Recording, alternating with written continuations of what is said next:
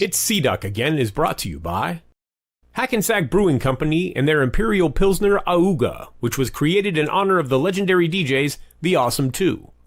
Thick Crates, pure hip-hop satisfaction. Check out their limited edition new releases available now on Instagram. Weaponized Records, an independent music label serving up underground hip-hop. The revolution will not be televised. It will be weaponized. And the Spitslam Record Label Group. The Spitslam Record Label Group, a Chuck D situation. Catch us on your favorite streaming platform, on Bandcamp, or visit our official web store at spitslamrecords.com. All releases are available digitally or on CD, with select titles available on vinyl and cassette. The Spitslam Record Label Group. Throwback to the future sound.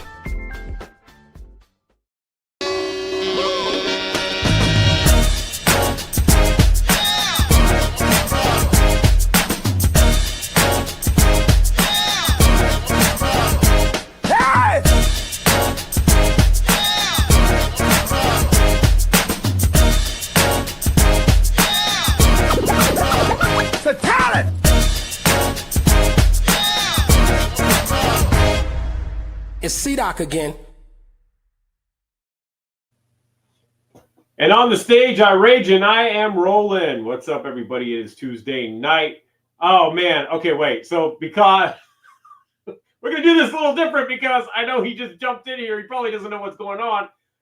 Here's our guest tonight, Akil the MC. What it do? What's up, bro? How are you? I'm doing all right, man. I'm still at the airport waiting on my luggage to come and stuff, man. I'm just a few minutes. Just give me a few. Yeah. Give me like I'm waiting on it to come and stuff. So I just said let me just pop in right now, let you know that I wasn't faking and shit, right? No, we knew you were coming through, so it's all good. Yeah, you give us a thumbs up when you're ready, or pop back in. Okay. All right then. Okay. All right. Okay. All right then. No doubt. All right, Pete. All right. So there's tonight's guest. I hope you guys enjoyed the show. It was great to have Akil come through. No, I'm just kidding. Anyway, yeah. So a little out of the ordinary. Of course, I didn't even start the background music. There we go. First up, joining us tonight, the squad. Got to introduce the crew. Of course, she got her start at the 21st 24-hour all rap station, Kday in Los Angeles. Our lady from the heyday of Kday, the birthday girl herself, Jennifer O. Jenny. The 21st 24-hour radio station? The 21st 24-hour. Wait, and Akil's giving us the sign. Yeah, wait, okay.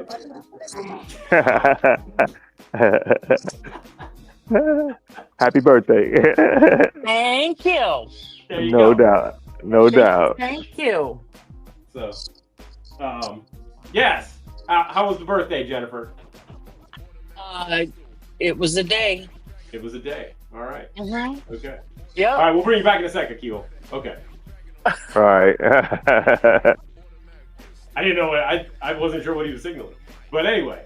Also joining us, of course, he's got the dopest account on Instagram. If you don't follow him, you are a sucker. Ladies and gentlemen, the culture clip king himself, Ultra Mag 7. You don't know that's the West Coast birthday sign? You don't know that's the universal West Coast birthday sign? I'm an East Coast guy. You know? What's up, y'all? What's up, bro? Happy birthday, Jennifer. You don't look a day over 19. Exactly. There you go. I was going to say, watch your mouth. I said 19? No, 19. 19. Little Paul Hardcastle.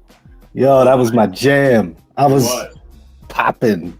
Right? That was the shit. It was a creepy song, but it was dope. So Yeah, Vietnam. Exactly.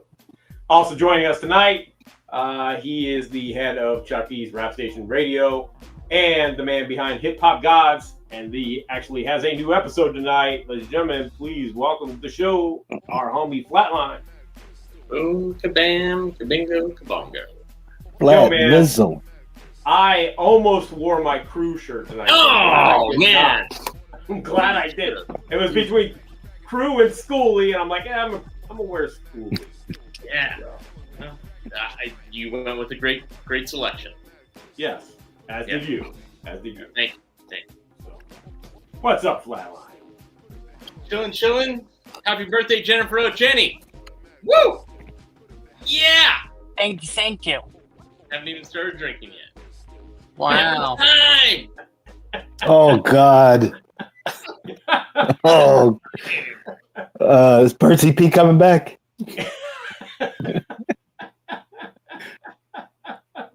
There's Percy P when you need him. Yeah. Right? The rhyme inspector. Oh. Well, I'm sure there'll be a Percy P reference tonight. So, Sure. Yeah. You know? Wow. Right. You didn't even realize, did you? I did not. I didn't put it together. Yep. Didn't even realize there will be a Percy P reference tonight. I'm sure. So we'll get into it. Day at the races. Akil is nodding his head. Yeah, he's like, oh yeah, yep.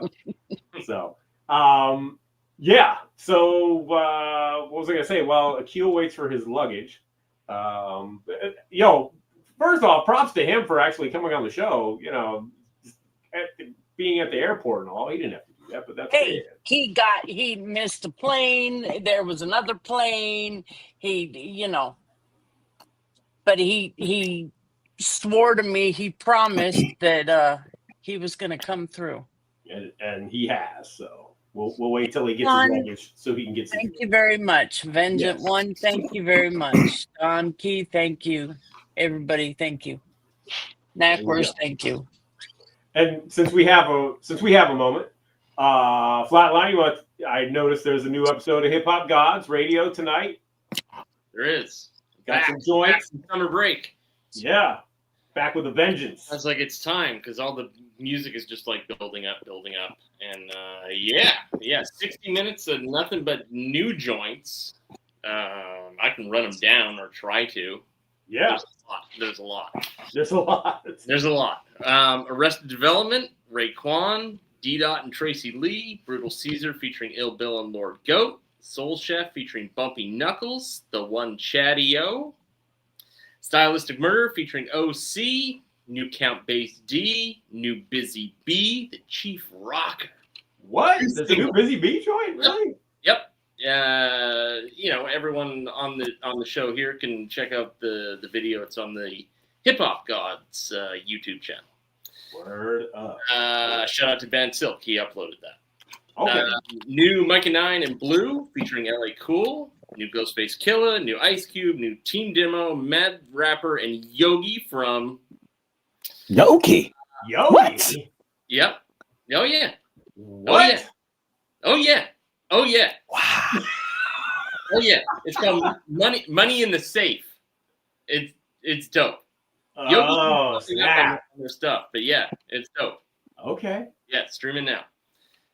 New Echo in the Dawn and Power Rule. Shout out to Power Rule because he sent that my way. New X-Rated and Sibo. New Al Scratch featuring Tajay from the Mighty Souls of Mischief crew. New Whirlwind single featuring our friend Blade from the UK. Nice. And a track that I need more information on. The new Glasses Malone, Jurassic 5, and LA Giant single. Yeah, right? What is going on there? Yeah, what? Okay. All right, Akil. You can talk to me. You can talk to me now. All right. Ladies and gentlemen, please welcome to the show, Akil the MC. What's up, y'all? How y'all doing? Good. That's what's up, man. There you go. That was the perfect segue. What? Yeah. I know, right? Yeah, man. We got a new a single out with my man Glasses Malone and stuff. That's my guy. I've been knowing him for a good while and stuff, man. And he reached out to me. Was like, Akil, I need a verse. I'm like, all right, what's up? So I gave him a verse and stuff, and then he started asking me about what's up with the group and all this and stuff. And I had to tell him a little sad story or whatnot, but either way, he was like, yo, man, y'all are really known, overseas or whatnot. I've been doing my research on y'all just more and stuff. I've been knowing you, but I really see how big y'all really are or whatnot and stuff. And I was like, yeah, that's what's up and stuff. So then he said, Akil, I reached out to everybody in the group, man. I got everybody on this song, and I'm like, are you serious and stuff? Because I had did the verse and stuff and sent it back to him. He's like, oh, that's dope. This is dope and stuff. And then he was like, man, I eventually got everybody on the song, and I'm like, yo, bro, are you serious and stuff? I was just like, just shocked and stuff. And then he was like, yeah, man. He was like, man, I reached out to everybody and stuff. He said, man, let me know what you think and stuff. You know what I'm saying? And I was like, all right. So I went back and listened to it, and I was like, "Oh, this is dope, man!" And I appreciate him because, you know, him being so-called gangster rapper, and then reaching out to some, you know, hip hop heads and stuff. You know what I'm saying? But he showed that it's all the same and stuff. That's what his whole point with this whole song and stuff is to show that, especially on the West Coast, is like, yo, we all one and stuff. You know what I'm saying? Regardless of whatever type of style that you do, or whatever boat you come from and stuff, we still all representing, the West Coast, Los Angeles or whatnot and stuff. And he just wanted to show the camaraderie and show that, he understands, street urban culture and stuff, you know what I'm saying, and how it should go and whatnot and stuff. So man, I was just, just thrilled that he even did that. I mean, because nobody else could get us in the studio. So it took a gangster rapper to gangster us to the studio. This is the first like new J5 song in almost 10 years, right?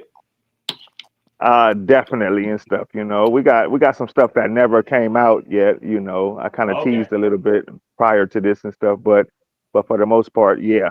Like as far as and the first of our kind and stuff. Just with and it ain't, the beat is dope. You know what I'm saying? It's like some hip hop. It's still some hip hop shit and stuff. You know what I'm saying? But it's just bigger. This is the biggest record we ever been on, sonically wise and stuff. You know what I'm saying? So yeah, it's dope. I really enjoy it and stuff. So yeah. Wow. That's great. Yeah, and big up to the LA Giants and stuff. You know what I'm saying? Like, they helped and blessed the song as well, man. It's a good song, man. It's a good song. I appreciate it. Word. It's funny that you mentioned the whole gangster rap thing, because I was listening to, I want to get the name right. Dress Rehearsal today. Oh wow. Yeah, and you go in kind of hard on the gangster rappers on this on the whole project. I mean, I come from there and stuff, so like I feel like I can speak on it and stuff. You know what I mean? Sure. So so I just wanted to say a few things and stuff, regarding how people claim they're gangsters or whatnot and stuff. But was you at Tookie funeral and stuff? You know what I'm saying? Tookie is a known Crip and stuff. You know what I'm saying? And if you wasn't at his funeral, then how much gangster rapper are you and stuff? You know what I'm saying? Like you should have showed up for them. I seen Snoop Dogg. I even seen KRS-One and stuff. You know what I'm saying? So if you really bout this life and stuff, then I felt like you should have been there and stuff. You know what I'm saying? I mean, I was there. But, so yeah. I mean, whatever that means. Right. Can I just say something? Akil, I recognize you now. You do? I do. I remember you from Akil and Shafiq Hussein and I were on the phone. Yes. And I was explaining back in the day at Kday. Do you know that this one below me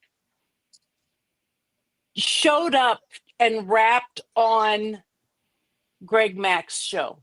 Oh, wow. Word? In high school. Remember? Definitely, I remember for sure that. Shafiq and Akil were bringing up people that I hadn't remembered in 40 years. Wow. Yeah.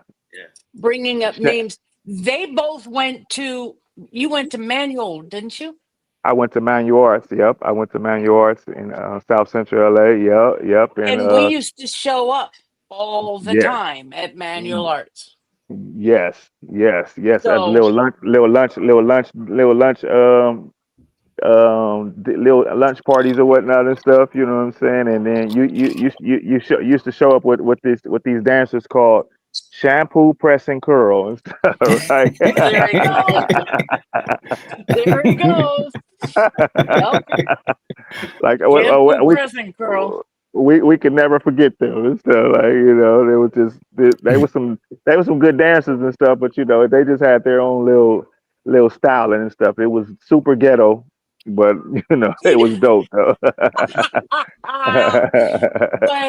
but those two, Akil and Shafiq, both were remembering from back when I started at Kday. Yeah. Yes. Yes. They knew the program, the public affairs director's name. They Rory. knew. Yeah. See. Rory Kaufman. Yeah. Yeah. See, I'm really from LA. I'm really from LA. Really is, because he remembered. I'm sure, Akil, you remembered Coolio. Oh yeah, definitely. When he was part of the radio station, I'm sure he remembered, you know, Joe Cooley, Bobcat, blah blah blah blah blah. Hengy, you know what I'm saying? Tony G, man, all the mix masters for sure. That was So he's for real West Coast. yes, literally, For real. literally. So That's all I got to say. I can talk the gangster stuff. No.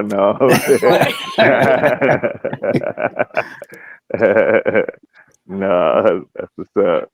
No, that project was that just something? Is it a precursor to new music, or you were just like, these are some of my favorite beats, I'm gonna rock them? Yeah, that I did. I honestly, man, I did that probably like about at least maybe about 15 years ago, bro. Oh wow. Oh yeah. So, but you know how, you know, as artists and stuff, one of my friends, he said, man, we from the generation that hoard music and stuff, right? You know what I'm saying? Like we don't be putting it out. We want to put it out and stuff, but we come from that generation that you had to have something lined up if you was going to put something out. It's like you couldn't just shoot videos like how we shoot videos now, and then, you know, so I was like, I said, this is a different age and stuff, and you know, people really never heard this before and stuff. So let me just, you know, put it out. I mean, because I feel like it's still, you know, relevant and stuff. You know what I'm saying? Yeah. Especially rhyming over beats that I always love, like what you ask, what you're asking and stuff. Yes, I always love them beats and stuff. You know, so what you saying and stuff, and you know, just all the beats that I used and stuff. It was just like I always loved to rhyme those beats. So I was like, let me put some lyrics to them and stuff. You know what I'm saying? And do my own little super mixtape type thing and stuff, you know what I'm saying? But yeah, that was like about 15 years ago, but it's still relevant right now and stuff, you know what I'm saying? So I wouldn't have even known, man. It's a great listen. I listened to it like twice this morning. So wow, thank you. That's what's up, man. That's what's up, man. I appreciate that, man. Yeah, that's dope.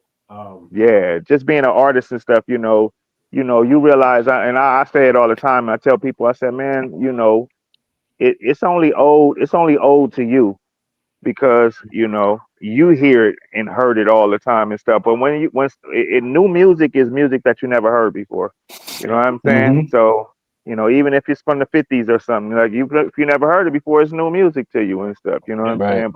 But some artists, as artists, we like, yo, man, but man, that's cool, man, but you should listen to my new stuff. And the new stuff don't even be as good as the old shit. You know what I'm saying? So, you know, I'm like, man, I'm a fan of, you know, older music and stuff. I got a whole bunch of friends that got great older music that's just sitting up under their beds and in their closets and stuff, and they ain't never put out. And I be telling them, I said, man, this is a new age right now, man. Just shoot. If you shoot a video for them, it becomes brand new, bro. So yeah. Yep. Mr. Chuck in the house. So yeah. I don't know if you can read that, Akil. Oh, who was that? Who said? We said Chuck. Yeah, Chuck D. Oh, Chuck. Yeah. Oh, Chuck D. What's up, Chuck? What's up, Chuck? Chuck. That's my man. Yeah, Chuck. Manual arts. We got history from manual arts, my high school and stuff. Chuck and the whole Public Enemy came to manual arts one time and stuff, man, and it got a little crazy and stuff, you know what I'm saying? The security and stuff tried to kick them out, and so I was walking next to Flavor Flav, and we was walking out trying to get them out the school real fast and stuff, and then Flavor, I was like, man, I said, man, I'm sorry, man. He said, man, you can't apologize for Whitey. Is that right?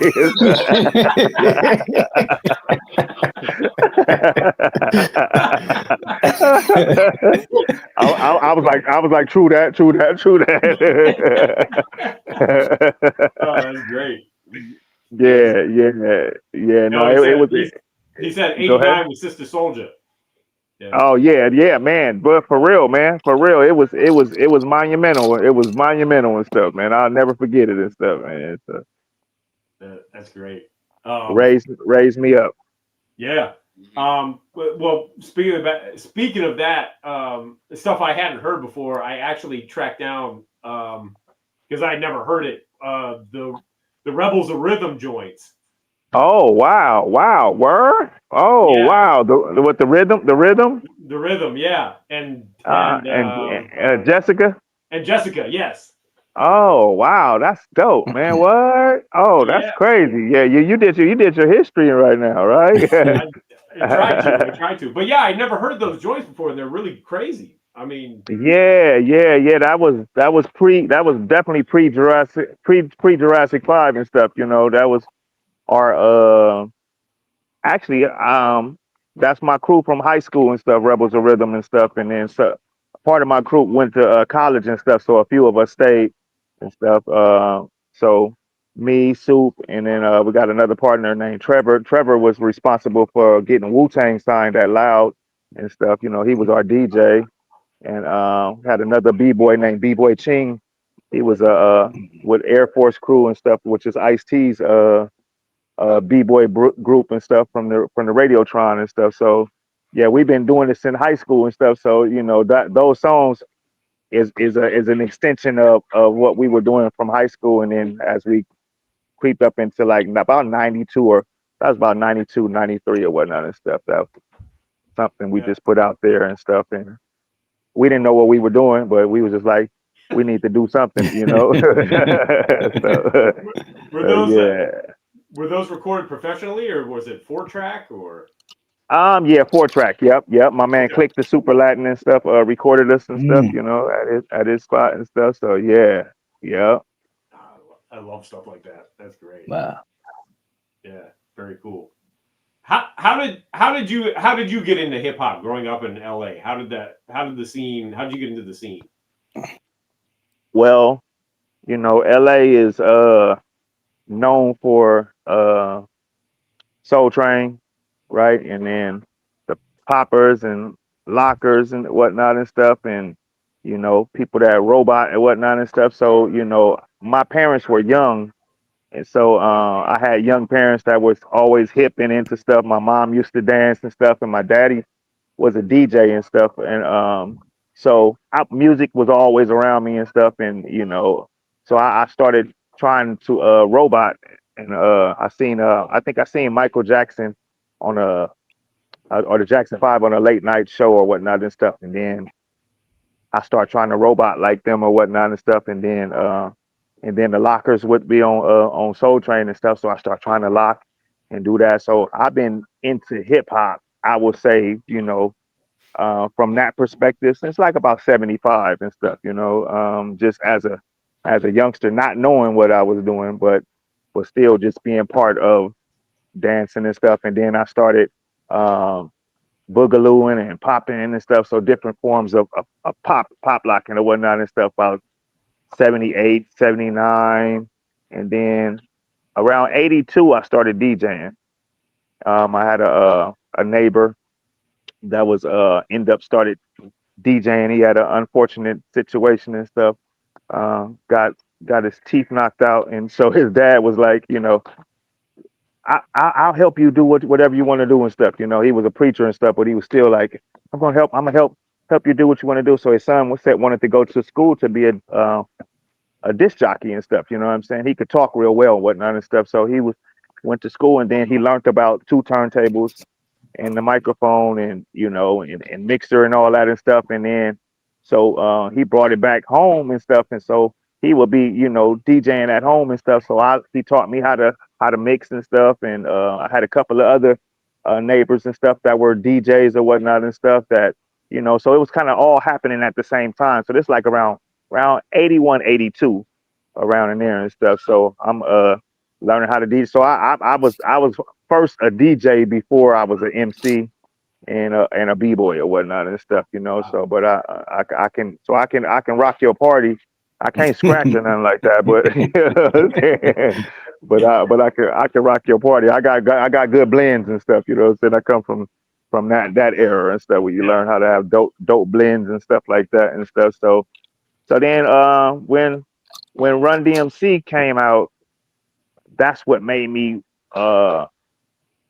learn what hip hop was, because actually I knew what hip hop was and stuff as far as just knowing the groups and stuff like Grandmaster Flash and Curtis Blow and Sugar Hill and all those groups like that, Sequence or whatnot and stuff. But I didn't know that hip hop was a culture and stuff. Even though I'm hearing hip hop, a hip, I'm just thinking that's just a part of the song or whatnot and stuff. But then when Run DMC came out, and they dressed different. So the difference between Run DMC and Grandmaster Flash and all these other artists and stuff is that they look like Rick James, right? So so I didn't see them as like this is a different culture, This is hip hop and stuff. But when Run DMC came out, they got what I'm saying, leather jackets and the fedoras and with the tennis shoes and stuff. So I'm like, yo, what is this? I want to be a part of this right here and stuff. And that's when I realized, oh, this is a culture. This is graffiti and what I'm saying, and all these different things and stuff. And that's what made me understand it was something different, because before then, like I said, I grew up listening to funk and stuff. So they just, Grandmaster Flash and them was just they just reminded me of funk stars and stuff. You know what I'm saying? They didn't have a distinguished dress and stuff. They were dressing like all of the R&B or funk artists that was happening at that time and stuff. But when Run DMC came, it was like, yo, that's what made me like, yo, b-boy, I'm gonna be a b-boy, and you know what I'm saying. So then I started breaking about 84, about close to the Olympics time and stuff. I had a gangbanger friend that taught me how to break and stuff. So that the gangster thing, going back to the gangster thing and stuff. You know what I'm saying? The gangsters always love dope hip hop and stuff. You know what I'm saying? They was always in hip hop and stuff. Like it wasn't no distinction as you see today and stuff. People try to separate the two, and this is gangster rap and this is like nah, man. My first concert was the Fresh Fest and stuff. So I seen Run DMC and Fat Boys and Houdini and all them and stuff. You know what I'm saying? Like that. I seen it was the most exciting time of my life and stuff, you know what I'm saying? And one of the most violent times of my life too and stuff, if anybody know anything about, what was going on at the Fresh Fest and stuff, you know what I'm saying? People getting robbed in the bathroom and stuff, drug dealers getting stripped and stuff, you know what I'm saying? So, but it was still a rock and hip hop show going on in the inside and stuff, you know what I'm saying? So I got the both sides of it and stuff at the same time and stuff. So, but I definitely wanted to be about the part of the culture, because it kept me away from the gang thing and stuff. You know what I'm saying? I still was connected to people. You cannot not be connected to people once you live amongst it and stuff. You know what I'm saying? But I chose not to utilize that as my lifestyle and stuff. You know what I'm saying? I chose to to MC and and break and stuff, and and that's what got me into that and stuff. You know what I'm saying? So that's been my thing since then and stuff. So I guess that's kind of telling my story right there, right?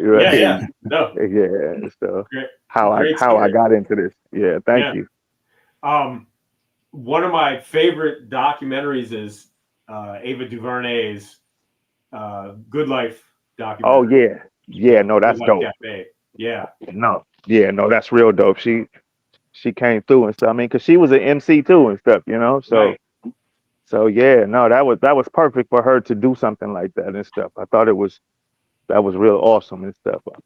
I'm walking to my car right now, going to meet up with my daughter right now. So if it get loud and stuff, Okay. just know that I'm at the airport. I'm at the airport, Joe. No worries. Oh shit. Sorry. No, it's all right. We'll let you get situated. So Okay. Yep. Okay, you can go ahead. Go ahead. Okay, so no, my what I was going to ask was, do you have any can you talk about your personal experiences at the Good Life Cafe, because it's I love hearing the stories. Yeah, man. Well, I worked at a cheesesteak spot and stuff, right? A Philly cheesesteak spot right around the corner from Manual Arts, my high school and stuff, and um uh so one of my friends, Shahid, um, he was like, man, there's this spot called the Good Life where MCs be rhyming, and doing their thing and stuff. You know what I'm saying? Like, you should we should probably go up there. And I'm like, word? He like, yeah, man. I got some beats and some got some rhymes and stuff. We can just do this together or whatnot and stuff. I'm like, all right, cool. Let's go for it and stuff. So then we end up going and we killed it and stuff. Like my boy Shahid, he was just a killer MC. So he slayed it and stuff, you know what I'm saying? And I rhyme too and stuff, whatnot and stuff. But just being early on with MCing and stuff, running out of breath and all that, you know what I'm saying? Just trying to learn how to do this thing called hip hop or whatnot and stuff. And so that was like our first experience. So we was like, yo, we need to tell all the homies and stuff and go back up there or whatnot and stuff. So we end up going back. But that the night we was there, we signed you sign a list for to get on. So we signed early. So a lot of people that probably would have been regulars there, they would be waiting to sign the list, wait later. So they wait till everybody get there so that everybody can see them and stuff, you know what I'm saying? But we didn't know, so we signed early. So we went on early or whatnot and stuff. So we was like, we're gonna go back and come back on a little bit later or whatnot. So I think overall, I probably been to the Good Life about, well, rhyming up there, probably like maybe about 5 times in total. And then we would just go up there just to check out different MCs and stuff, because it was like at the time, gangster rap was being known to the world. And we was like MCs that wasn't into that and stuff. So, and everybody else that was there, I mean, but you did have some gangster rappers there too, though. But Right. they was all about, MCing and whatnot and stuff. So, they we wanted to let the world know that we exist, in Los Angeles and stuff, especially the East Coast. We like, it's always been this thing with the East Coast, like when we was breaking and stuff, like we wanted them to know that we can really b-boy in LA and stuff, because you had the LA Breakers and stuff. Big shout out to the LA Breakers and whatnot and stuff, but the early b-boys, they wasn't I would say, just trying to be politically correct, they wasn't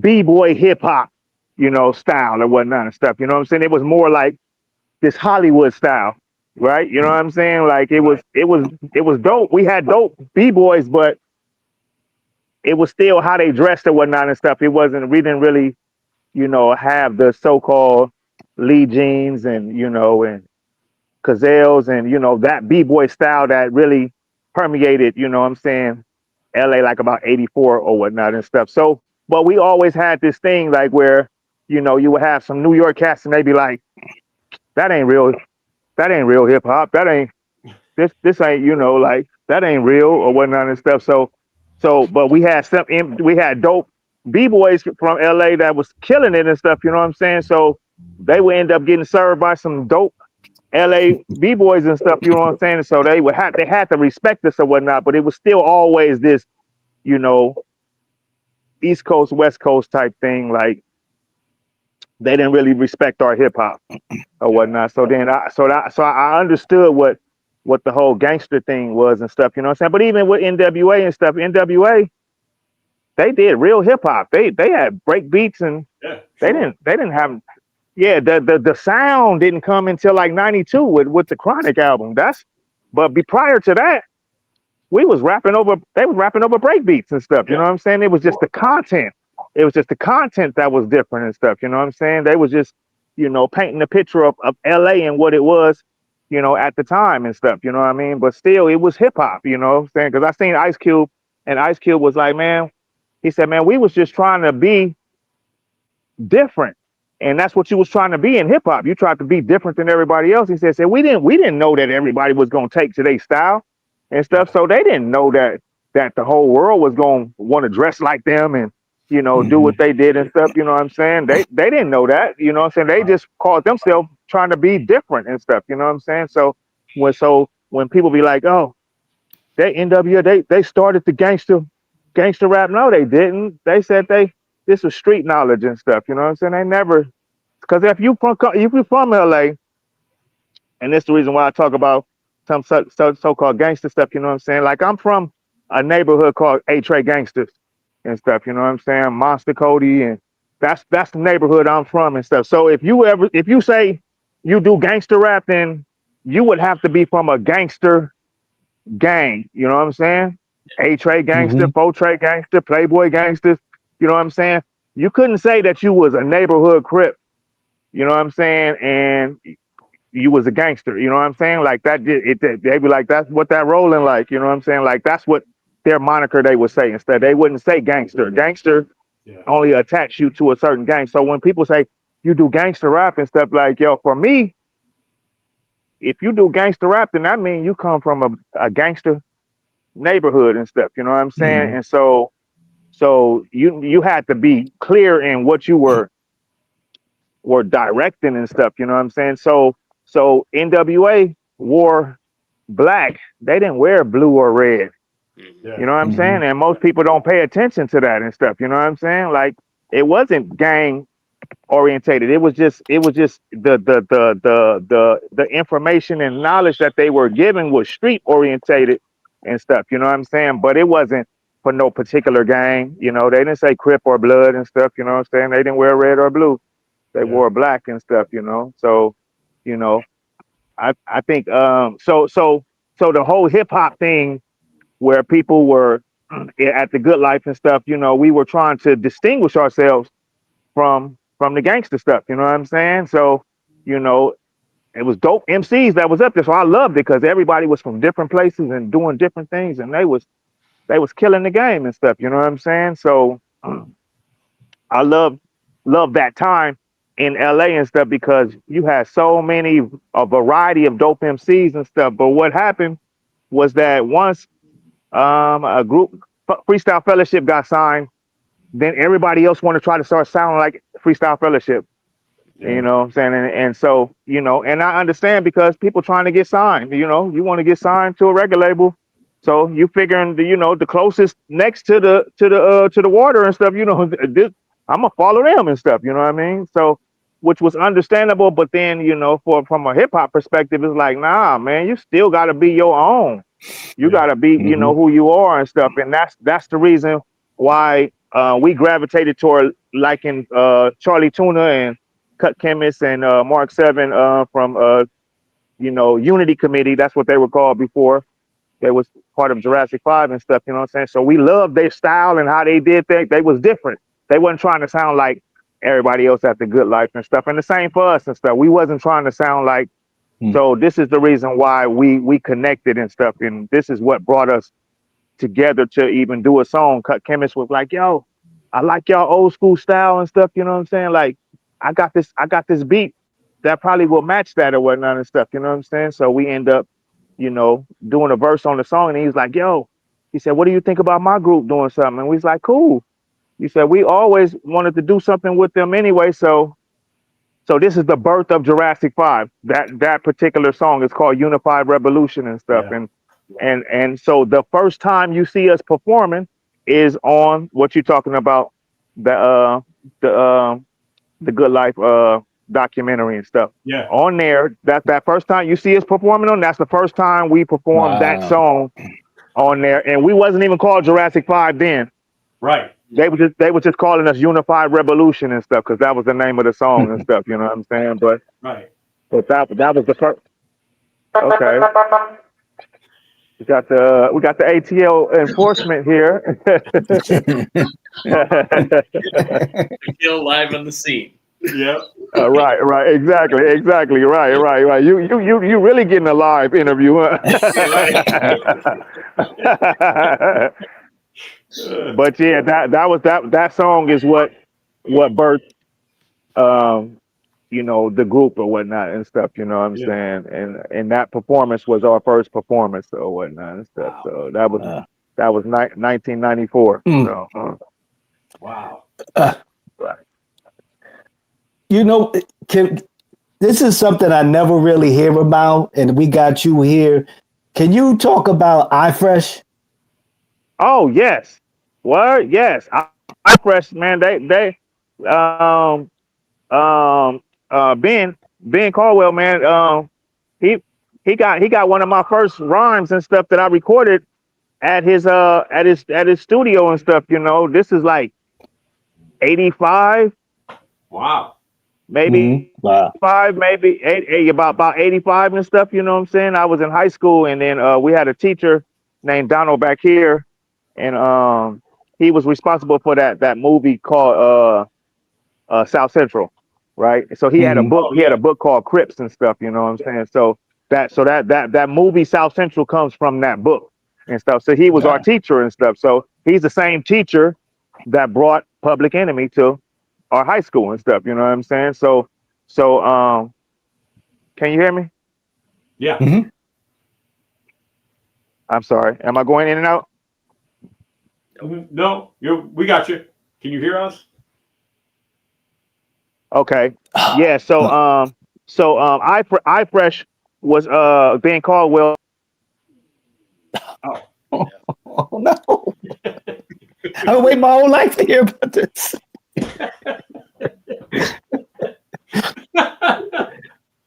Oh no, the iFresh story. Damn you, Atlanta! Yeah, right. Damn you, Atlanta! Damn it! I'm sorry. Hello. Oh, there you are. Okay. Can you hear me? Yeah. Can you hear us? Hold on one second. Okay. See, damn Atlanta. That's why Youngway Crew missed that field goal. That's why they lost. He might be getting a call. Wide right. I was just going to say, I bet you his daughter's trying to call and go, where are you? Yes. That's funny. Funny stuff. Jules galore. Yes, Jules galore. Mm-mm-mm. Remember when what's the name said that in the song? Satch. Hello. I'm sorry. Yes, sir. No, it's okay.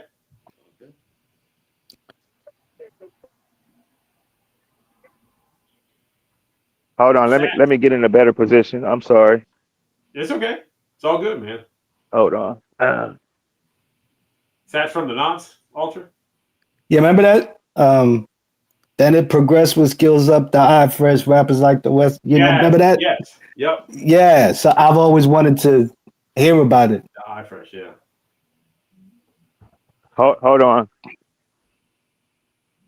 Can you hear me now? Yes, sir. Oh no. I thought we were good. I'm flying to LA to Lamert Park to find out about Fresh.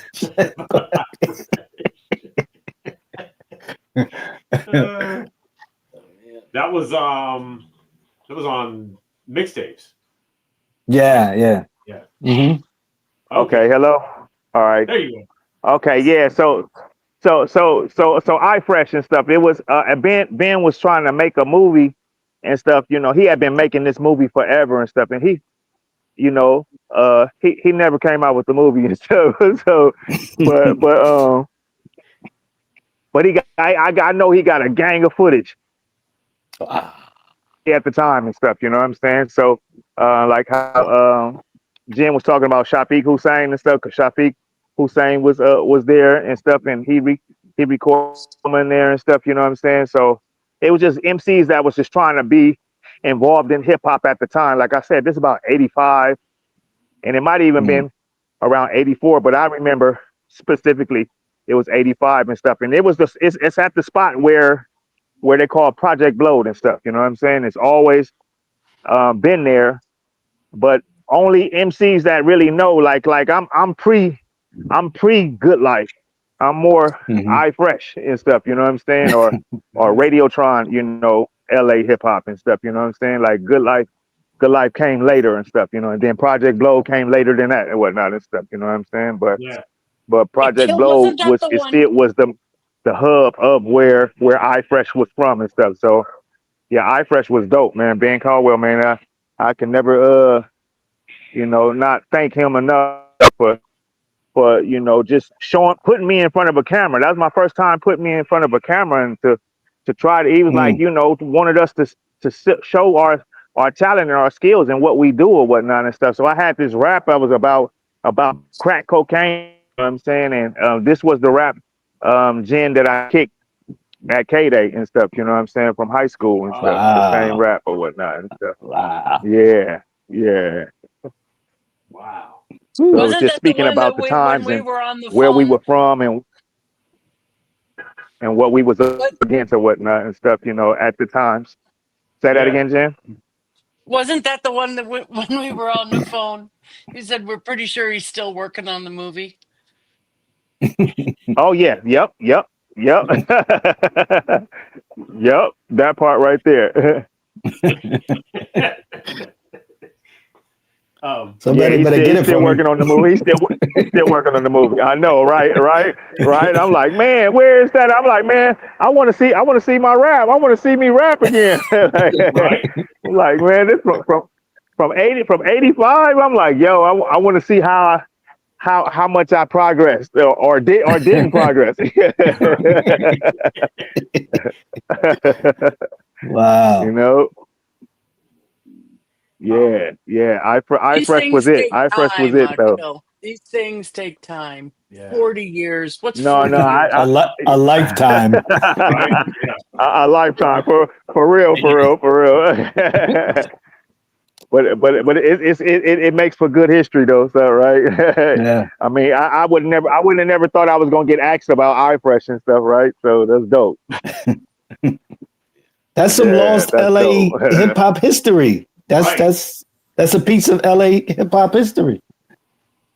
No, real talk Yeah. and stuff. You know what I'm saying? Like, yeah, and if you know, you know, so it's a trip when people act like they just know everything about LA, but then you don't know and stuff. You know what I'm saying? Like, you know, you don't know that, you know, it was real gang members that was doing real hip hop first. The graffiti artists, the b-boys, the dancers and stuff, you know what I'm saying? Even the DJs. I mean, you look at like DJ Aladdin and stuff, you know what I'm saying? Like people that come from the street scene, that was were the people that really did real hip hop. But drugs is what intercepted that.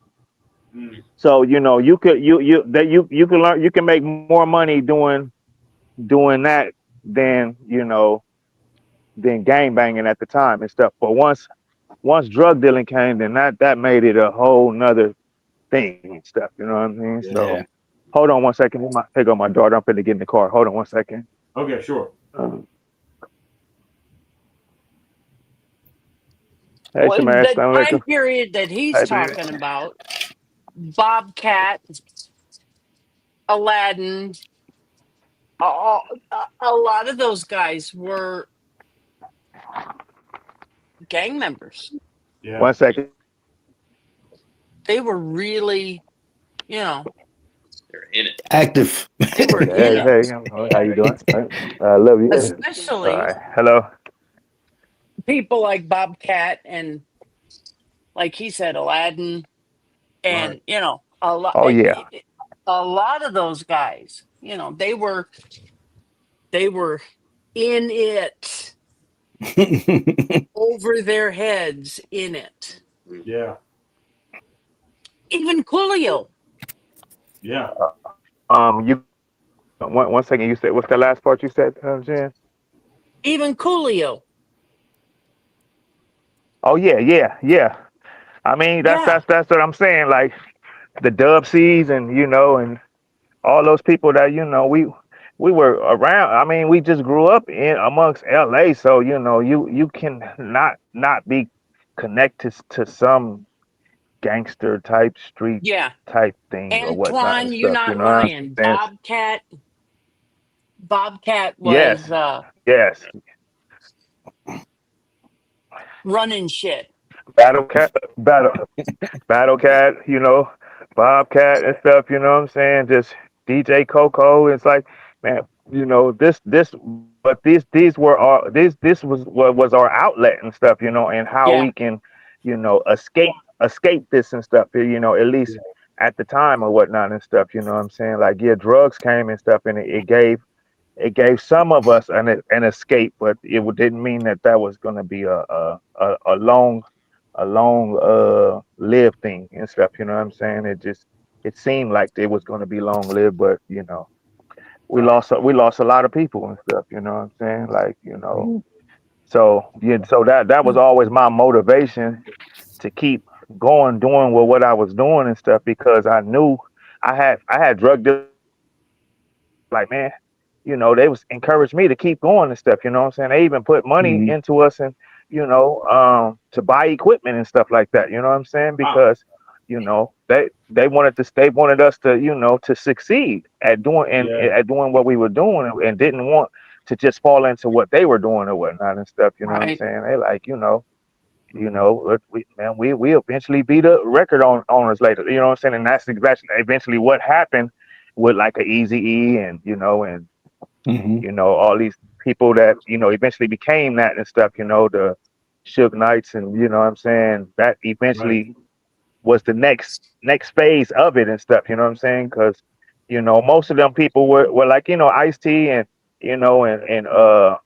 other artists like that and stuff. They was already connected to the streets, as well as they was connected to the industry or whatnot and stuff. So Yeah. they understood how things go, from a business level and stuff. You know what I'm saying? So, and they were And able to, go ahead.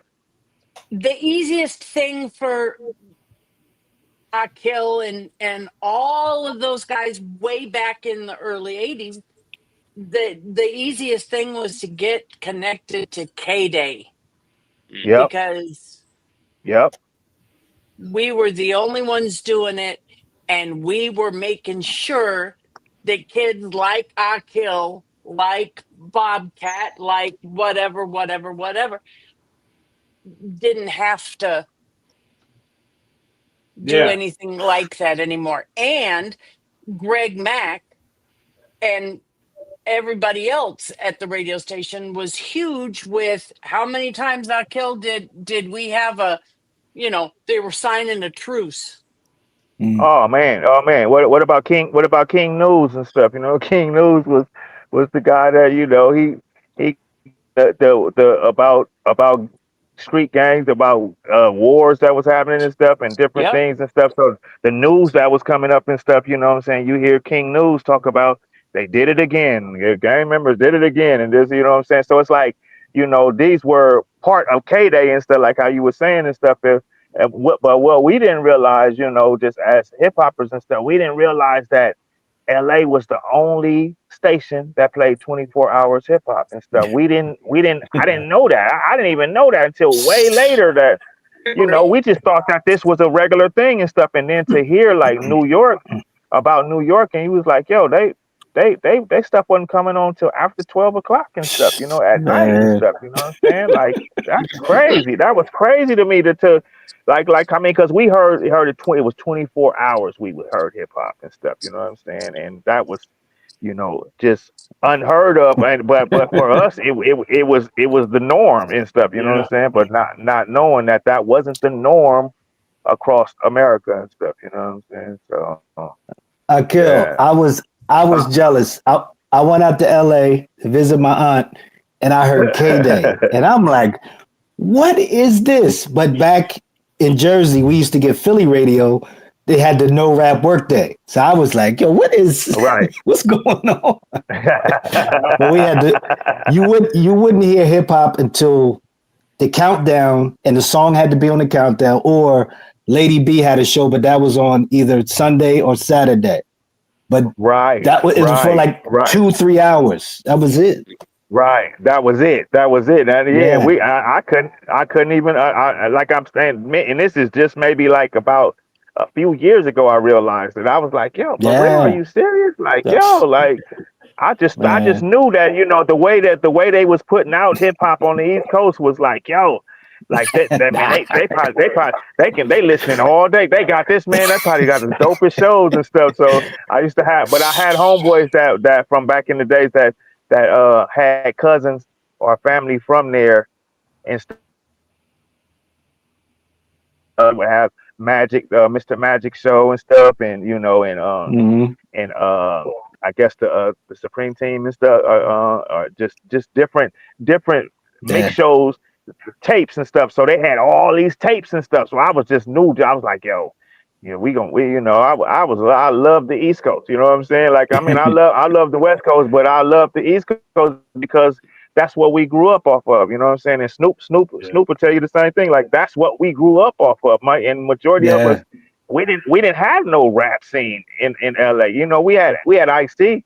You know what I'm saying? You had people like Jazzy D and stuff. You know what I'm saying? But we didn't really have no real rap scene and stuff, you know what I'm saying, until, King T popped up, and then, then you start getting different other MCs. But prior to that and stuff, you know what I'm saying, we had a DJ scene. That's what we had. Our thing was the DJ thing and stuff, you know what I'm saying? That's what we were known. We was known for the DJ thing and stuff, you know what I'm saying? But as far as the rap thing and stuff, you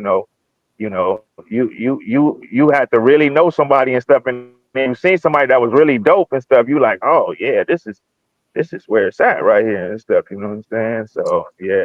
The crazy thing is the rap thing on Kday would not have happened if it wasn't for Greg Mack. Right. No, big up Greg Mack, for real. That's because he showed up and said, here's what I think we should do. But if you go back to 84, even 84, 85, you're gonna end up seeing a lot of rappers coming out with Kday mixes. Right. Because it had to be clean. Right. And so there's a lot of, we're going to do this, and then we got to do this for Kday. And everybody was doing it, including the 2 Live crew, which is hysterical. But it was that was a thing. Everybody was coming up because nobody else was doing 24 hours. Nobody. Yeah, I mean, and if you from a business perspective, you understand it. If you're getting spins on a radio station and stuff, then that means money. You know what I'm saying? So those people understood from that perspective and stuff. They're like, hey, man, we got to get on the.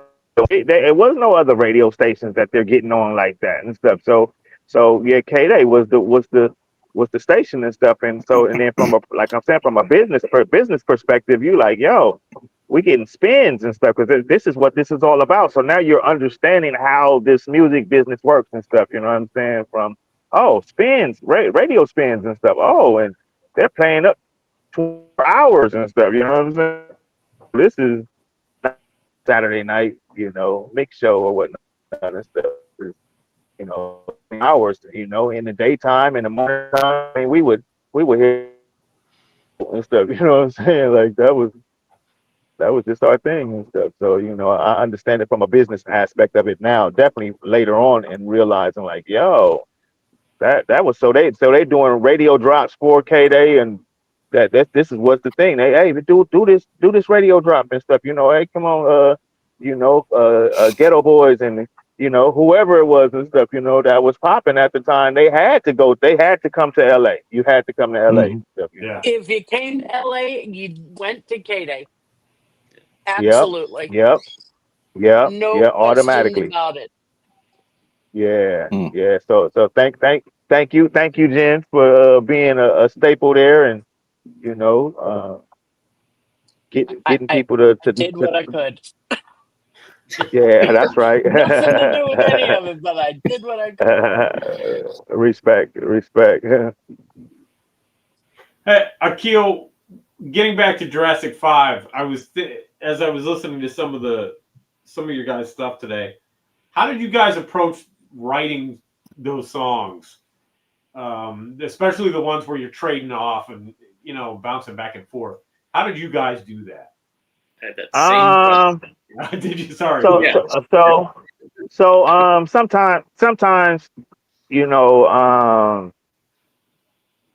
we would like for me, I wrote a lot of the hooks and stuff, a lot of the hooks or whatnot, and so it's on Yeah. like quality control and stuff. You know what I'm saying? It wasn't the normal hook and stuff. So it was like a long ass damn near almost 16 bars or something like damn near and stuff. But it Right. seemed like that, like that's the chorus or whatnot and stuff. So the ins and outs sometimes it'd be like, okay, you say this, or you say this part and stuff. You know what I'm saying? Or yeah, different people would have something and be like, okay, you say this part, you say that part. So the ins and out, what you're talking about and stuff. Sometimes it would come all in one thing, like I'm saying, like a quality control and stuff that really actually came in one, and then so we did it as a harmony together, and then we would break off and be like, okay, you say this part or you say this part or whatnot and stuff. So yeah, so it varied in how it would come and stuff. You know what I'm saying? Sometimes it would be like, oh, that you would sound dope saying this. Okay, you sound dope. All right, we need to, and as well as one of the main things was that um, we were four MCs and stuff, right? So Right. the average song has three verses, right? Right. Mhm. So now how you gonna get four verses? You know what I'm saying? Like so we had to break stuff up. You know what I'm saying? In order for it to have some continuity and stuff, so that Mhm. it would still be listenable and stuff where it wouldn't be too damn long and what I'm Yeah. saying, now it gets boring and stuff, you know what I'm saying? And so sometimes so a lot of times and stuff, man, I have like maybe 8 bars on a song, you know what I'm Yeah. saying? And sometimes, you have 4 bars or 2 bars here and there and stuff. You know what I'm saying? That's still going to make up that 8 and stuff. Mhm. So rarely have a 16 and stuff on a song and stuff. You know what I'm saying? I probably got a few songs that maybe it equaled out to that and stuff. But for the most part and stuff, about 8 bars or 4 bars and stuff. You know what I'm saying? But that made up the 16 and stuff, you know what I'm Yeah. saying, amongst four MCs and stuff, so that now it's sounding like, it's a song, and everybody, it be regardless if you have a lot up on this part and stuff, whatever sounded the best and stuff, whatever was the best thing, that's what we went with and stuff, you know what I'm saying? So it wasn't really like, Mhm. you know, uh, you know, it was a method, but it wasn't a method and stuff, you know what I'm saying? Gotcha. If I can say that and stuff, So yeah, But what sounded good is what sounded good and stuff. You know what I'm saying? If your verse sound better longer, then okay, that's it and stuff. You know if we just need you to do these 2 bars right here, okay, go ahead and you do these 2 bars right here and stuff. Oh, we all gonna say this chorus together and stuff. You know what I'm saying? Or hey, Charlie, you sound better saying this chorus, or you know, Zakir, you sound better, saying this one and stuff. You know what I'm saying? So we just utilize each other's skills and skills and whatnot and stuff, and the main thing was we didn't want to make a song boring and stuff. Like I said, because there's already 4 of us, so that's why that's why we rarely have songs that we have features on because it was too many of us and stuff. You know what I'm saying? So it had to be really something special. So like as you was talking earlier and stuff, Day at the Races and stuff it worked because the style of what it was. The style was like like back in the days and stuff. Posse cuts and stuff. You know what I'm saying? Yes. So that's what Day at the Races was and stuff. We was like, yo, we need to get somebody like Big Daddy Kane on here and stuff. And then I think Cut Chemist ran into Percy P, and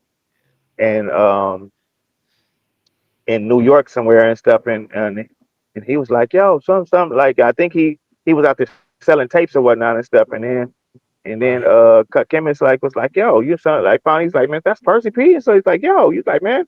Like, yo, man, we'd love to get you on the song and stuff. He's like, man, you heard of it? You heard of me? He's like, hell yeah, we know about you and stuff. You know what I'm saying? We avid hip hop listeners and stuff. You know what I'm saying? So Percy was like, yo, hell yeah. So he hopped on and stuff, and then then we reached out to get Kane. We was like, yo, Kane would sound dope on this. So Cut Chemist had this tape that had all these beats. So the majority of Cut Chemist beats that he did for Jurassic 5 and stuff all came from this one tape, right? Wow. So this one tape had different loops and stuff, and so it depends on what we were working on at the time and stuff. For me, I'm like an elephant with beats and stuff. I remember certain stuff, and so I'm like already like, yo, we should use that for this time. So like, if you follow, our evolution of what we were doing and stuff, you know what I'm saying? Like the beginning stage of the Unified Revolution, that was more like Cold Crush like type style or whatnot and stuff. And then the EP was almost like I would say almost like our Run DMC ish, era or whatnot and stuff.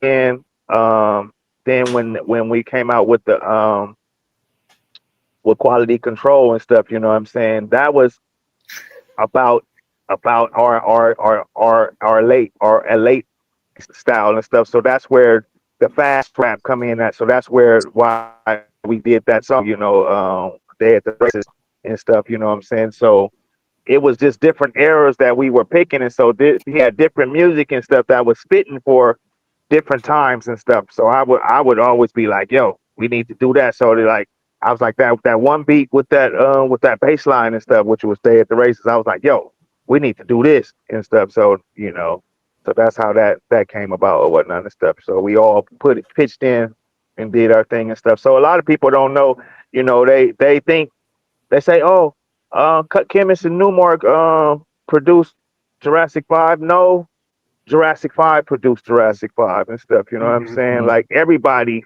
pitched in and stuff. You know what I mean? So it wasn't just somebody making a beat and stuff. Because a lot of people today think that somebody that does the beats is the one that's the production doing the production and stuff. You know what I'm saying? Thank you for that's saying not that. true. Yes. Yeah, Thank you for that's saying not that. People. that's not true and stuff. You know what I'm saying? So I don't have to do no beats and stuff in order to still be able to be a producer and come with ideas and stuff. Hey, you need to do this. You rap this. You know what I'm saying? Nobody told us what to rap about. You know what I'm saying? Cut Chemist and Newmark didn't tell us what to rap about and stuff. Only that first song he was like, yo, I think y'all got this sound like old school and stuff. So that was the first thing. That was 94. But everything else that came and stuff, you know what I'm saying? It was like, yo, I hear a beat. Oh yeah, this what it sounds like we should be doing this and stuff. You know what I'm saying? So from a production standpoint and stuff, yeah, you know, they may have did the beats or whatnot and stuff, but from the producing aspect of, we all produced it and stuff. So, but that ain't what it say on the record though. You know, that's a whole nother story. But you know, but that's what it is and stuff. You know, and so yeah. Chuck wanted to know, was it harder to record those songs than perform them?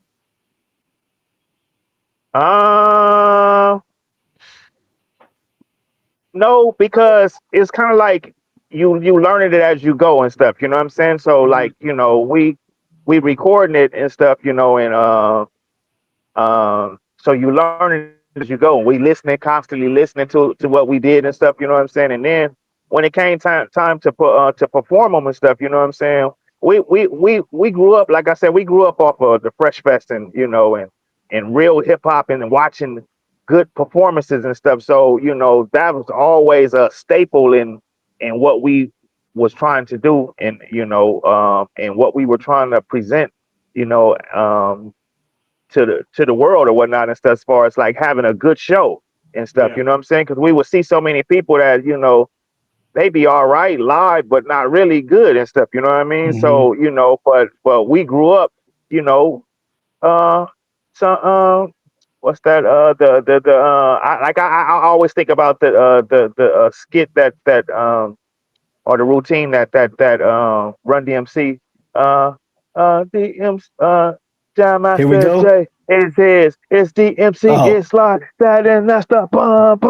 You know what I'm saying? Like, yo, like I can look at that all day long and stuff. You know what I'm saying? Like that routine was like, yo, this is this is hip hop. You know what I'm saying? And this is how it should go when you performing live and stuff. So we would try to emulate what we sing and stuff. So of course, us knowing the songs, you know, it helped once you know the songs and stuff. So once we learned the songs and stuff, and then we were able to, you know, have routines and stuff. You know what I'm saying? Because we our first time going overseas and stuff, you know,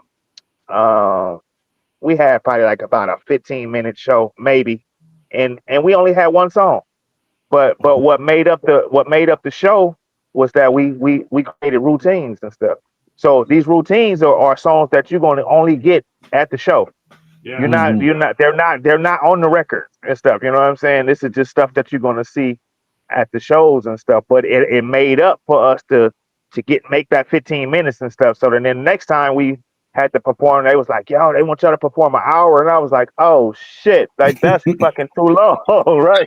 like like a fucking hour, like yo, like, you know, so you start thinking about like, man, like what can we do? Like an hour, that's gonna be a long time. So that's what made us start having a better show, because now we like, okay, we can do this routine, and then we go into this song, and we only got like 4 songs maybe, if that and stuff, you know what I'm saying? But we was able to stretch a hour show, you know what I'm saying? You know, with routines, and, you know, and then the DJs come in with their little routines and stuff. So it was just different stuff, you know, that made up the show or whatnot and stuff. But yeah, realizing that, you know, you like, oh man, a 60-minute show, that ain't nothing but 6 10-minute routines. You know what I'm saying? So Right. you're right. But the average person, they see 60 minutes, they like, God damn, an hour, like, oh my God.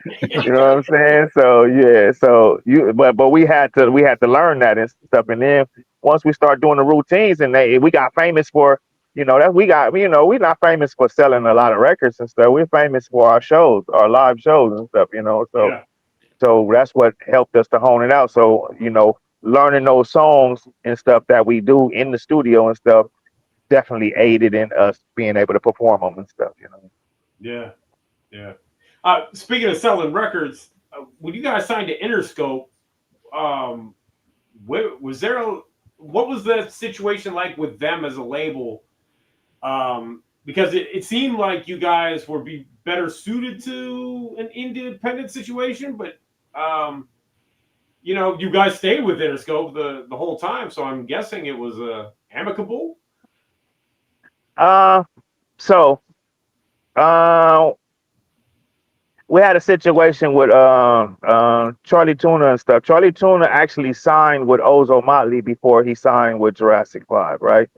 Okay. So Ozo Motley was pushed by Interscope and stuff, right? The label they were on, Right. they distribute them. So when he got his deal and stuff, they got the deal and stuff. They end up giving Charlie his own little solo deal. This is how that lawyer worked it out so that he could actually still do Jurassic 5 and stuff, right? So so so it was more amicable for us to go with Interscope because he was already over there, so it just made it a little bit easier for us to still do things and stuff and travel because it was getting a little tedious and stuff, you know. A few tours and stuff, you know, he didn't make it and stuff, you know what I'm saying? And it was like, you know, like, man, we got to fix this shit and stuff, you know what I'm saying? So Right. so once Interscope offered us the deal and stuff, you know, we had other deals at other places and stuff that we could have went and stuff that, you know, in hindsight, I'm like, man, you know, but everything happened for a reason and stuff. So I don't really cry over spilled milk or whatnot and stuff, but it made it easier for us to deal with it with Interscope and stuff. Now Interscope, I won't say nothing bad about Interscope because I believe they really they let us do what we wanted to do and stuff. You know what I mean? They didn't really they didn't really force us to do anything and stuff. You know what I'm saying? I think we might have did a couple of commercials and stuff like some credit card commercial and stuff that they were trying to get students to somebody to actually do be like a to help us out on the road or to help out like an intern or some shit like that and stuff. And I was like, man, I got homeboys that need a fucking job. Y'all fucking killing us right now and stuff with the homies and stuff. You know what I'm saying? You offering a damn on TV and stuff. You know what I'm saying? Offering, you know, work that needs to be done for Jurassic 5, and the homies just like, man, I do that shit, like, you know what I'm saying? But right. you know what I'm saying? But you didn't put us in a trick bag right now and stuff. You know what I'm saying? By having this little credit card thing, you know, speaking to people out there that you want to be an intern for J5. Like, yeah, it sounds good, like, you know, like in you know, from a marketing standpoint, but you know, you putting us in a fucked up situation right now and stuff, especially for me because I got a lot of friends that work. You know what I'm saying? So for that to be a commercial going out to the world and stuff, you know what I'm saying? And yeah, I got friends that sitting there right next to me that like would need a job and stuff, you know, that shit just sounds so fucking stupid and stuff. So that was the only thing that we actually ever did that you know forced into it, but you know, it's just by being on the label and stuff, shit happened like that. But as far as music and stuff, they never forced us to do any music and nothing like that. And you know, Will I Am told us, he said, man, make the label feel like they're a part of what you're doing, you know. And I understood what he was saying and stuff, you know, but it was at that point it was a little too late and stuff, you know what I'm saying? Because one of my group members, I won't say and stuff, talk shit about Jimmy Iovine in an Entertainment Weekly and stuff, and basically Jurassic 5 was blackballed. What kept Jurassic 5 going was that before we signed with Interscope, we were signed to a booking agent.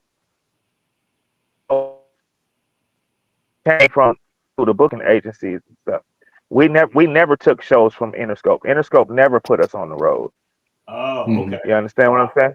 Yeah. So yeah, which is rare, right? You know what I'm saying? Because most of the times people do radio promo for the new album coming out and stuff, but we always had shows. So we didn't fall, you know, by way of being looking for them to do stuff for us or whatnot and stuff, you know. So when they did end up blackballing us or whatnot and stuff, you know what I'm saying, it didn't hurt us when it came to shows, and and that was our main thing where what we were doing and stuff, and that didn't hurt. So most people that's looking on, you wouldn't know it and stuff, you know what I'm saying? But yeah, man, that shit was crazy and stuff, you know what I'm saying? Like, I mean, you can't talk shit about the owner of the label and stuff, you know what I'm saying? Regardless of how, how you feel about the person or whatnot and stuff, you know what I'm saying? Like, one person can't talk shit, you know what I'm saying, and then be speaking for the rest of the label. Yeah. Even fucking knowing it and stuff, right? You know what I'm saying? So this shit was some bullshit, you know what I'm saying? So yeah, so we end up being blackballed, and so that's the story of our Interscope situation and whatnot and stuff, you know what I'm saying? It really could have been a good thing and stuff, like I said, Will I Am, he gave us some good information and stuff, like, because the thing about it, Jimmy knew about real hip hop because Will was there, and Will always was Will, his nephew was Jimmy Iovine's he was Jimmy, his best friend was Jimmy Iovine's nephew and stuff, so he knew about real hip hop and stuff, you know what I'm saying? Right. Because Will would constantly be telling him, like, this is what real hip hop was. But Jimmy told Will, he said, man, you talking this real hip hop shit and stuff, but the real hip hop kids that you talking about, they think you a Fuji ripoff, right? So they not fucking with you. And then these urban kids not fucking with you and stuff because they think you on some weirdo shit. You know what I'm saying? So they told him, he's like, man, I think Fergie came in the studio one time and stuff, and he was like, man, he said this your girl right here. This what you need to roll with right here and stuff. You know what I'm saying? This is what, and so, and there's the love. Where's the love came about and stuff, and that's when Black Eyed Peas, went the other way and stuff. You know what I'm saying? But I understand it though, because like I said, he was looking at it from a real perspective. He like, yo, man, he's like, I fuck with you. He said, fuck, well, I'll put all my money behind you and stuff. You know what I'm saying? But really. These hip hop kids that you're talking about, they don't fuck with you. They think that you are a rip off Fugees, right? You know what I'm saying? So and then like I said, you said the urban kids, they had all the urban people at Interscope, you know what I'm saying? Dr. Dre's and everything, they was killing the urban scene and stuff, but the urban people wasn't, and that's the same way for us and stuff. I mean, I had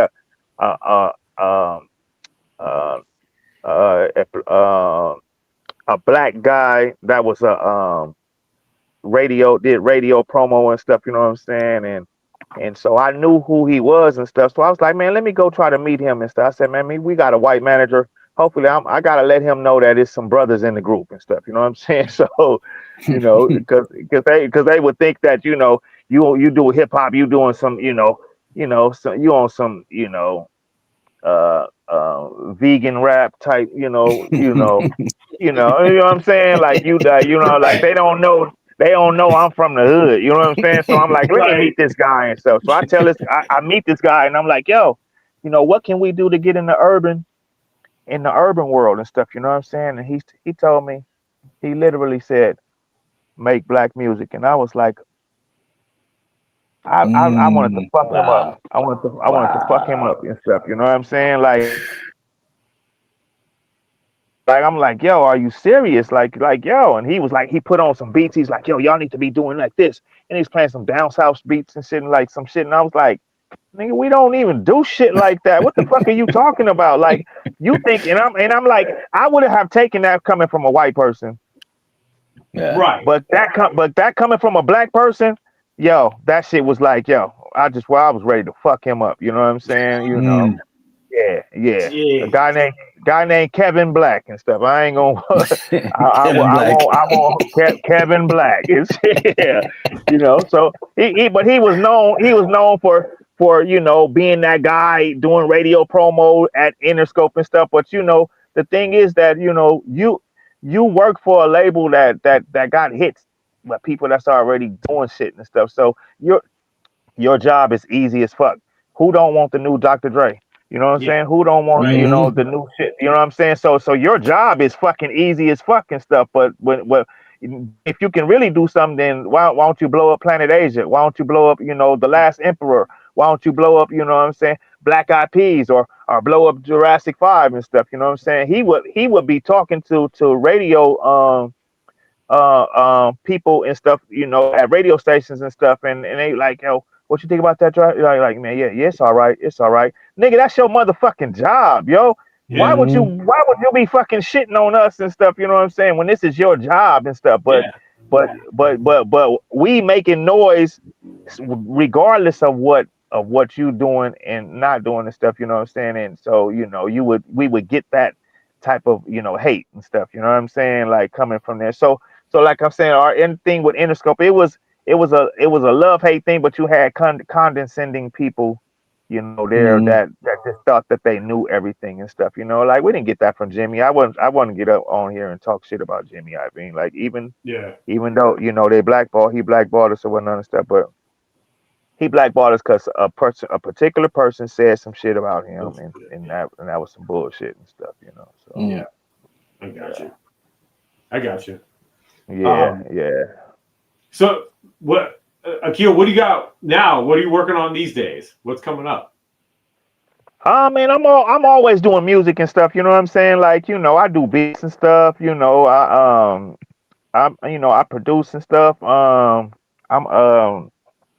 working with my sons and stuff. I do things with them and whatnot and stuff. So it ain't really no one particular thing and stuff. I just try to stay active and stuff, and trying to understand the industry and how music is getting to the people now and stuff. Whereas it used to be one way and stuff. Now it's like it's totally different and stuff. So now I'm trying to just understand how do I want to present my music and stuff and what I'm been doing and stuff. So what the Glasses project and stuff really shed some light on how he teased his song and stuff, and broke it down into 7 different parts and stuff, and end up from a Spotify perspective and stuff. You say, well, Spotify is only paying like what, half of a cent, or you know what I'm saying, if that and stuff, a song and stuff. So at Glasses, he told me, he's like, man, I'm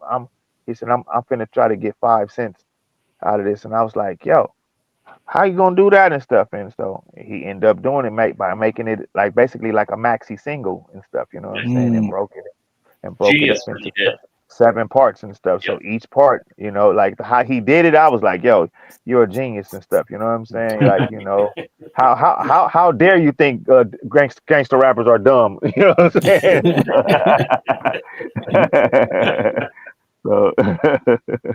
So yeah, he was smart. He's smart.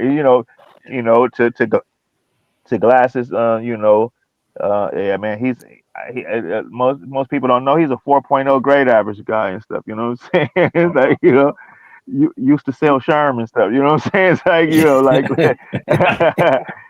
like this a real guy. But he understands the industry and how things should be, teased out and stuff, and from that perspective. So I'm learning. So I'm saying that to say that I'm learning a lot from him and how he's presenting something. And so because I don't, I think it's a shame that we don't get paid, what we should and stuff. You know what I'm saying? So for him to go in and work that out and make that happen and stuff, he set the precedence for new people to come out and like do things different and whatnot and stuff, So that's where I'm at. So I'm always working on music and stuff. Like I said, I'm writing rhymes, trying to, just figure it out and whatnot and stuff, So yeah, that's where I'm at with it. I gotta give a shout to, because I saw him in the chat. Yusef from Black Medine is in the chat. So, okay. Word. Respect. Yeah. There it is. Yeah. So I got a quick question, only because I have a unique opportunity here. Okay. You guessed it on this record. C-Doc produced it. How did that all come together? Because this is a great album. You talking to me? Yeah. What? What is that? On right at the beginning. You're on the song "Baraka" by Black Medine. I'm lost right now. I don't even know what I don't know what the hell you talking about right now. No, for real. I'm so lost. Forgive me, bro. Forgive me, Black man. Forgive me. I don't even. It's a highlight I'm lost. from the album for me personally. Serious? Yeah.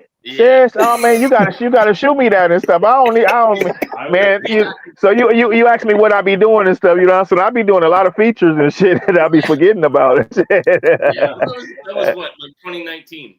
So it's 2019. Serious? Yeah. Oh, I don't. Man, yes. I'm so lost. I feel so bad right now. You know what I'm saying? It's been 6 years, bro. It's all good. Yeah. Yeah, I know. Right.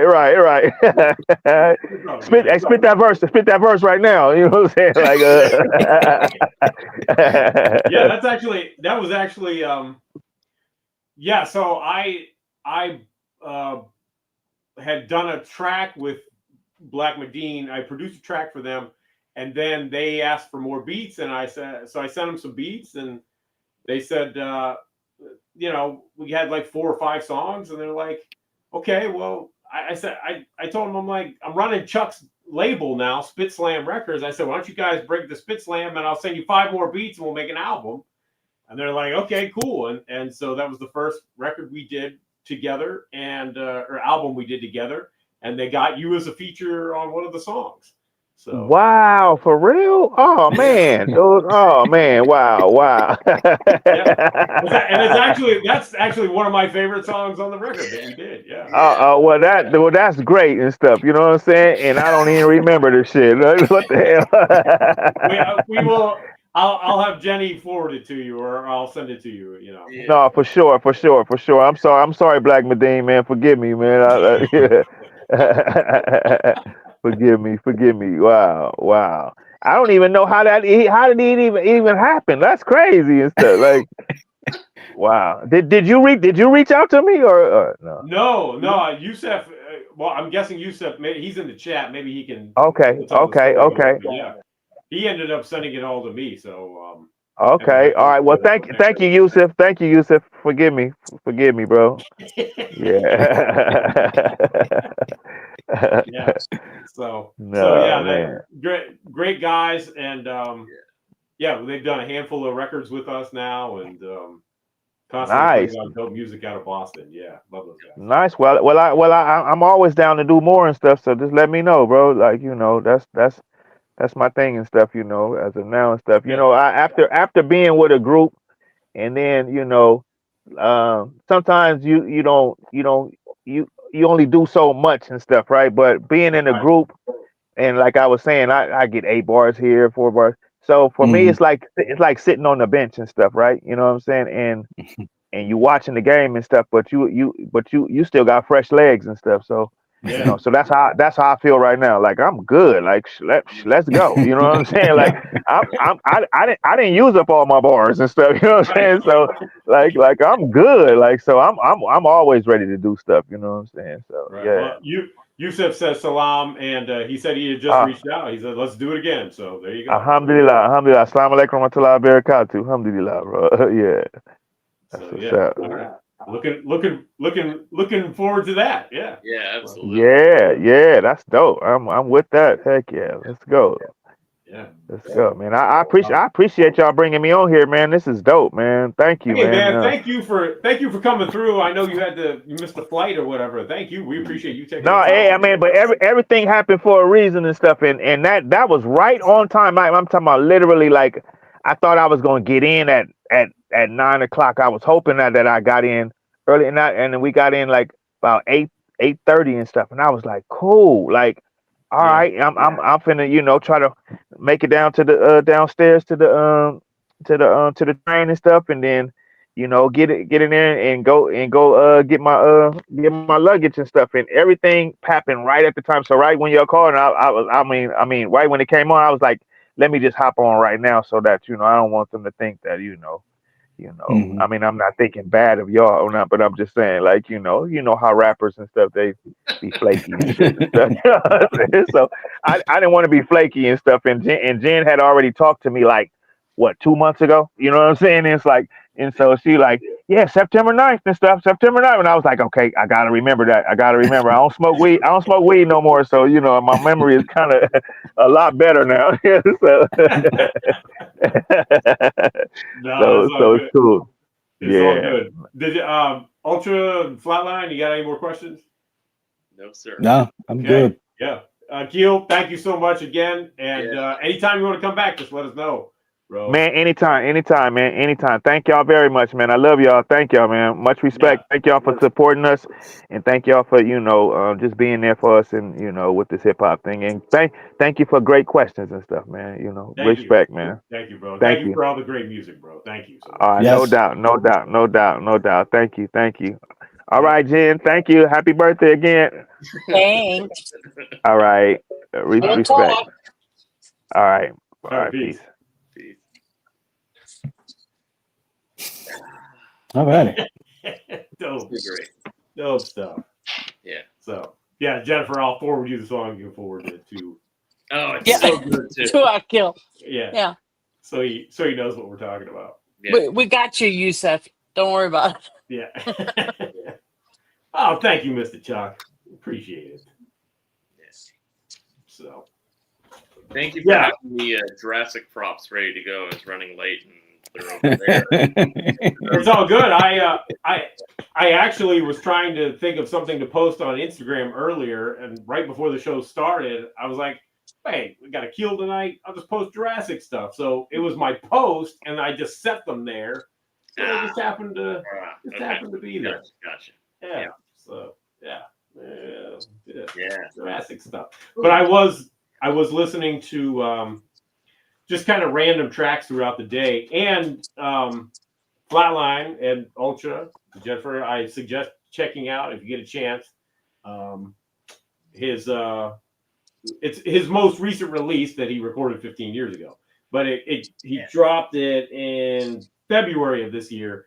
It's called Dress Rehearsal. It says featuring Jurassic 5, but it doesn't really feature Jurassic 5. But it's just him spitting over beats that he loves, and you can tell the beats that he loves, like he said, so what you saying, Grand Verbalizer, what time it is, Straight Out the Jungle. Yeah, and he's just rocking those beats, man. It's great. It's like a 10 joints, 14 minutes long. Yeah, that's why I listened to it a couple of times, because it's a dope listen. So yeah, and he takes phony gangster rappers to task. So yeah, exactly. We got you, Yusef. We got you. Yeah, it was funny, but we got you. There you go. There you go. There it is. Yeah. So dope stuff. But yeah, so there you go, Yusef. You have a social media clip now where Akil doesn't remember the song that he did with you guys. Yeah. But yes, anyway. So that was great. Yeah, that was a good show, as always. I'm trying to think. Anything else we got to run down? Nothing other than the usual, Yeah, I think we covered it all. Go check out the new episode of Flatline's Hip Hop Gods show. Yeah. Up on Mixcloud now. Oh, there you go. I just, I gotta shout out, because my God, I know you guys showed him the other week, but just nice. go to Instagram, connect with Thick Crates. Yep. He's got stickers and stuff too that he sends. It's nuts. Yep. And man, I'm just, I'm blown away as always. He does the damn thing. Does the damn thing. That was the damn thing. Shout out to Paul, aka Thick Crates. Yep. Oh, Chuck says it happens. I'm bewildered half the feature time. Yeah. Yep. Yeah. Mr. Chuck, there have been records that we've done that, yeah, either you have forgotten about them or I forgot about them. So I get it. Yep. I get that. But yes, shout out to Paul, Thick Crates. And yeah, Andrew Don't Stop radio show this weekend. And of course, Soul Buck will be back on right here on Channel Zero Sunday night, 8 p.m. Eastern Standard Time with the mixtape. And he'll be playing the music of our next week's guest. Who we got coming up next week, Jennifer? Shafiq Hussein from Sarah. Say it, Flatline. There you go. From the Song Rock Collective. Yep. Yes. So join us next week for our interview with Shafiq Hussein. And, More West Coast. More West Coast, yeah. It's fitting. Not just. No, he wrote shit for Heavy D. He worked, he's worked with Erykah Badu, Sade, not Sade, Erykah Badu, Kanye. I knew it was an A something. Oh, there you go. In Jurassic 5. He, Yeah. Yep. So yeah, we'll keep it. We're keeping it West Coast for a couple weeks, aren't we? I believe. Yeah. I think so. Yes. You're right. Yep. Oh, that's right. Yeah. Yeah. Yep. It's been a West Coast. It's been a. We're on our West Coast run. Yeah. Yeah. Mhm. Yeah. Nice. So, thank you everybody for watching tonight. Everybody watching live, everybody watching on the replay. Please like and subscribe if you dig what we got. There's plenty of stuff here on Channel Zero to dig through. And yeah, PE playing this weekend. I think it 2 gigs, 2 Canada gigs. What does he say? I think I did a feature with Hussein through Michael Myers. But maybe not. Yeah, maybe. Maybe you did. Maybe. Yeah, it is possible. So, well, there you go, Vengeance One. Are you going to see the show? Huh? I am not going to see the show. Are you not going to see the show, Flatline? It's a bit of a journey. Oh, is it? Okay. Yeah. Okay. So, Little fire. I'll just wait for another time. I'm alive. Yep. And Yeah, off man. with the One. It's James time to Browns. it's time to end off with the James Brown sample. That's right. Damn straight. Thanks everybody for joining us. We'll see you next week for another episode of It's C-Doc.